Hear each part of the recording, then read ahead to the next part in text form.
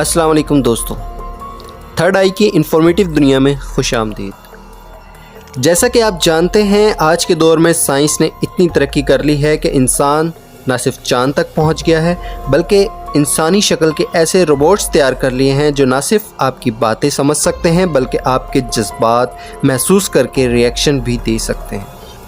यानी आज के दौर में ऐसे रोबोट्स भी पाए जाते हैं जो गुस्सा, खुशी और उदासी के जज्बात का इजहार भी कर सकते हैं।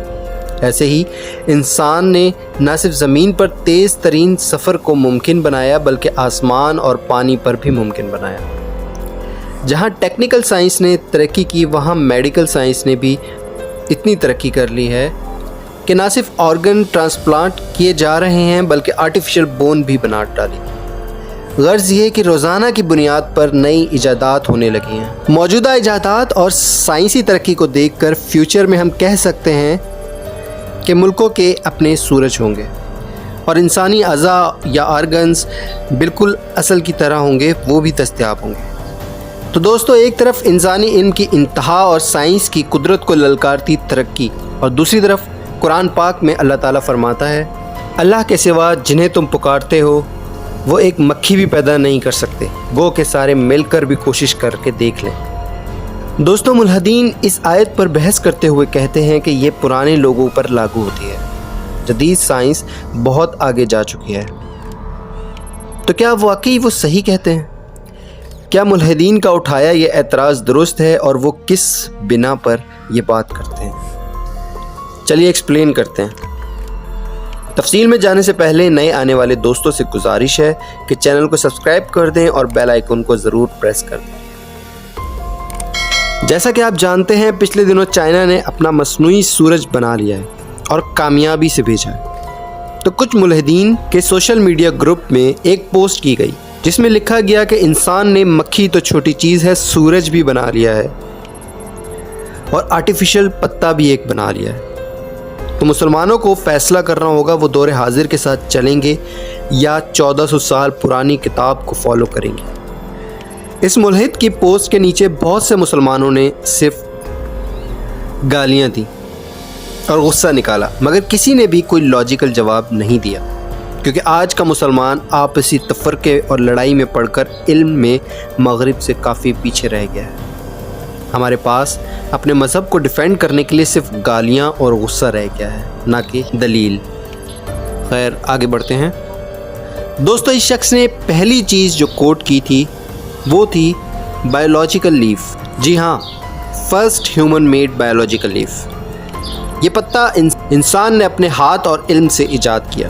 ये पत्ता भी कुदरती पत्ते की तरह कार्बन डाइऑक्साइड, पानी और रोशनी इस्तेमाल करता है और ऑक्सीजन की भारी क्वांटिटी खारिज करता है। कुदरती पत्ते और आर्टिफिशियल लीफ में ये फ़र्क है कि कुदरती पत्ता ज़ीरो ग्रेविटी में नहीं परवान चढ़ सकता, जबकि human made artificial leaf zero gravity में भी अफजाइश पाता है। कुदरती पत्ते की उम्र बहुत कम टाइम की होती है और एक वक्त बाद मुरझा जाता है, जबकि ह्यूमन मेड लीफ काफ़ी अरसे तक इस हालत में रह सकता है जिस डिज़ाइन और हालत में इंसान ने बनाया है। इस पत्ते को बनाने का मकसद दूसरे सैयारों में ज़मीन जैसा माहौल पैदा करना और ज़मीन पर क्लाइमेट चेंज से लड़ना है, और खला में भी इसे लेके जाया जा सकता है ताकि इससे ऑक्सीजन हासिल की जा सके। कहा जाता है कि फ्यूचर की बिल्डिंग के शीशों में भी यही मटेरियल इस्तेमाल किया जाएगा और वो बिल्डिंग्स ज़िंदा सांस लेती पाई जाएंगी ताकि क्लाइमेट चेंज से लड़ा जा सके। अब इस तमाम तफसील के बाद एक तरफ मक्खी वाली आयत और दूसरी तरफ पत्ते की ये इजाद, तो यकीनन पत्ते का पलड़ा भारी महसूस हो रहा है और बज़ाहिर इस मुल्हिद की बात सही लग रही है, मगर अभी राय कायम मत कीजिएगा। अगली हैरत अंगेज़ इजाद की तरफ चलते हैं। जी हाँ, हम बात कर रहे हैं आर्टिफिशियल सूरज की। कहा जाता है कि चाइना का बनाया हुआ ये आर्टिफिशियल सूरज, जो कुदरती सूरज से 10 गुना ज़्यादा ताकतवर है, इस मसनूई सूरज से चाइना ने 101 मिनट तक कुदरती सूरज से 10 गुना ज़्यादा एनर्जी पैदा की, बल्कि इसे होल्ड भी किए रखा है। अब एक तरफ मक्खी वाली आयत, दूसरी तरफ आर्टिफिशियल सन जो कुदरती सूरज से ज़्यादा तवानाई पैदा कर रहा है, तो इधर भी पलड़ा साइंसदानों का भारी लग रहा है। इस बात पर मुल्हिदीन ने काफ़ी वावेला मचाया और खुशियाँ मनाई, मगर दोस्तों, آپ ابھی بھی کوئی رائے قائم نہ کریں۔ چلتے ہیں تیسری ایجاد کی طرف۔ تیسری ایجاد جناب آرٹیفیشل انٹیلیجنس ہے، جو ہو بہو انسانی دماغ کی طرح کام کرتی ہے۔ کہا جاتا ہے فیوچر میں آرٹیفیشل انٹیلیجنس ہر انسان کے پاس ہوگی اور وہ اسے روزمرہ کے کام کے لیے استعمال کرے گا۔ اب قرآن تو ایک مکھی کی بات کر رہا ہے، یہاں انسان نے سانس لیتے پتے، سورج اور انسانی دماغ جیسی ایجادات کر لی ہیں۔ بظاہر 1400 سال پہلے یہ آیت صحیح ہے، مگر آج کے دور میں نہیں لگتا۔ تو کیا سائنسدانوں نے اللہ کا دیا ہوا قرآن شریف میں چیلنج پورا کر لیا؟ تو جواب ہے نہیں۔ اس کا ایک تو لاجیکل پہلو یہ ہے کہ کوئی بھی چیز جب تخلیق کی جاتی ہے تو اس چیز کو اس کے بنانے والے سے ہی منسوب کیا جاتا ہے۔ آج مختلف قسم کے جدید جہاز بن چکے ہیں، تو کیا اس سے رائٹ برادرز کی اہمیت کم ہو جائے گی؟ کیا نئے اور جدید جہاز بنانے والے جہاز کے موجد کہلائیں گے؟ کیا دنیا کا کوئی بھی قانون ان نئے جہاز بنانے والوں کو جہاز کا انوینٹر تسلیم کر لے گا؟ ہرگز نہیں، کیونکہ کسی بھی چیز کی تخلیق میں فرسٹ آئیڈیا کار فرما ہوتا ہے۔ جہاز کا بھی فرسٹ آئیڈیا جن کا تھا یعنی رائٹ برادرز کا، تو وہی اس کے موجد کہلائے جائیں گے۔ ہاں، اڑنے والی ایسی چیز بنائی جائے جس میں جہاز کے فرسٹ آئیڈیا کے اصول و ضوابط پر عمل نہ کیا گیا ہو اور وہ مکمل طور پر الگ ہوں، نہ کہ ریورس انجینئرنگ کی پیداوار۔ ریورس انجینئرنگ ایسا طریقہ کار ہوتا ہے جس کے ذریعے کسی بھی پروڈکٹ یا چیز کے بنائے جانے کے عمل کے اصول و ضوابط کو نوٹ کیا جاتا ہے اور ان اصولوں پر عمل کر کے کچھ ترمیم کر کے نیا بنا دیا جاتا ہے۔ مگر فرسٹ آئیڈیا جو ایک تخلیق کار کا ہوتا ہے وہ سیم ہوتا ہے۔ جیسا کہ جہاز کی ساخت کے بنیادی اصول یہ ہیں کہ اس کے پر ہونے چاہیے اور اس کی ٹیل ہونی چاہیے، فلائنگ کے لیے کتنی سپیڈ ہونی چاہیے، یہ بنیادی اصول رائٹ برادرز نے بنائے ہیں۔ جب تک اڑنے والی پروڈکٹ میں ہوں گے اس کی پہلے تخلیق کار رائٹ برادرز ہی کہلائیں گے۔ ہم کسی تخلیق کو اون کرنے کے لیے صرف اس اصول یعنی first idea rule of invention سے بھی پرکھیں تو ملحد کی بتائی گئی تینوں ایجادات الگ تخلیق میں شمار نہیں کی جا سکتی، اور وہ قرآن کی مکھی کی تخلیق والی آیت کے چیلنج کو پورا نہیں کرتی، کیونکہ یہ تینوں ایجادات جو قدرت کو چیلنج کرتی ہیں اللہ کی تخلیق کے ہی فرسٹ آئیڈیا کو فالو کر کے ریورس انجینئرنگ کی مدد سے بنائی گئی ہیں۔ تو کیا ان کاپیڈ انوینشنز کو اس انسان کی تخلیق مان لیا جائے؟ نہیں، ہرگز نہیں۔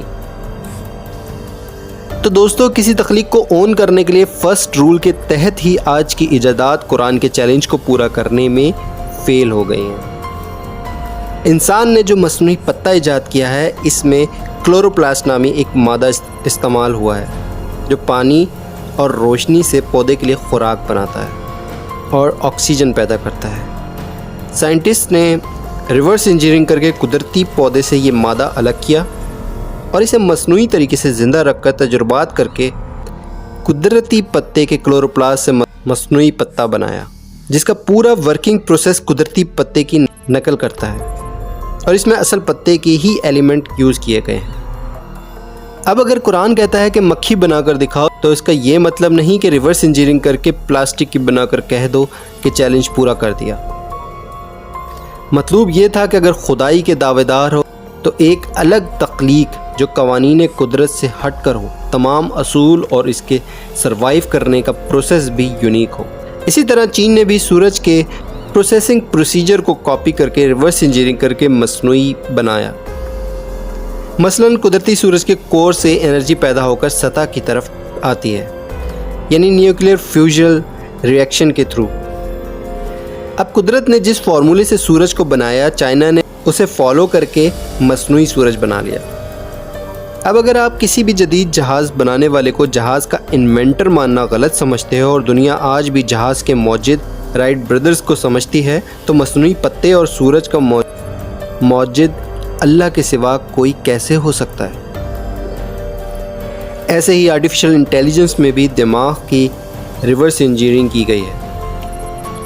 آپ سوچ رہے ہوں گے کہ ان فیوچر کوئی اور پروسیس یا تخلیقی اصول کو فالو کر کے ڈیفرنٹ جیتی جاگتی چیز بنائی جا سکتی ہے۔ ہو سکتا ہے کوئی ایسا درخت بنا لیا جائے جس کی تخلیق ڈیفرنٹ پروسیس سے کی جائے تاکہ تخلیق کو اون کیا جائے۔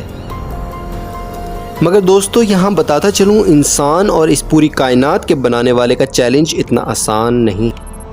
قرآن میں ایک چھوٹی سی چیز کی مثال دے کر کہا گیا ہے کہ خود سے بنا کر لاؤ، مطلب ایک ایسی تخلیق جو بے شک مکھی جیسی چھوٹی ہو مگر اس کا نہ صرف فرسٹ آئیڈیا تمہارا ہو اور بنانے کے اصول و ضوابط تمہارے ہوں، بلکہ اس میں استعمال ہونے والا مٹیریل اور مادہ بھی تمہارا ہو، یعنی مکمل طور پر تمہاری تخلیق ہو۔ اللہ کی قدرت سے کوئی چیز نہ لی گئی ہو، نہ اس کی تخلیق کا فرسٹ آئیڈیا، نہ اصول و ضوابط اور نہ اس تخلیق میں استعمال ہونے والے مٹیریل۔ تو یہاں اگر غور کریں تو مکھی جیسی کوئی جاندار چیز تخلیق کرنا تو دور کی بات، اس کو بنانے کے لیے استعمال ہونے والا کوئی نیو مٹیریل بھی نہیں بنا سکتا۔ تو خالق حقیقی کے اس چیلنج کو کبھی پورا نہیں کیا جا سکتا۔ انسان ریورس انجینئرنگ یا جو بھی تحقیق کرتا ہے، قرآن اس کو خود ترغیب دیتا ہے، یعنی 12 دفعہ فرمایا گیا تحقیق کرو اور عقل والوں کے لیے اس میں نشانیاں ہیں، دن اور رات کے آنے جانے میں شعور والوں کے لیے نشانیاں ہیں۔ یہ صرف سبحان اللہ کہنے کے لیے نہیں ہے، بلکہ ترغیب دی ہے کہ تحقیق کریں، کیونکہ اللہ خود چاہتا ہے اس کے بندے جانیں میں نے یہ کائنات کیسے تخلیق کی ہے، کیسے یہ سب بنایا ہے۔ افسوس ہے آج مسلم دنیا یہ سب سن کر صرف سبحان اللہ کہنے تک رکی ہوئی ہے، تحقیق نہیں کرتے۔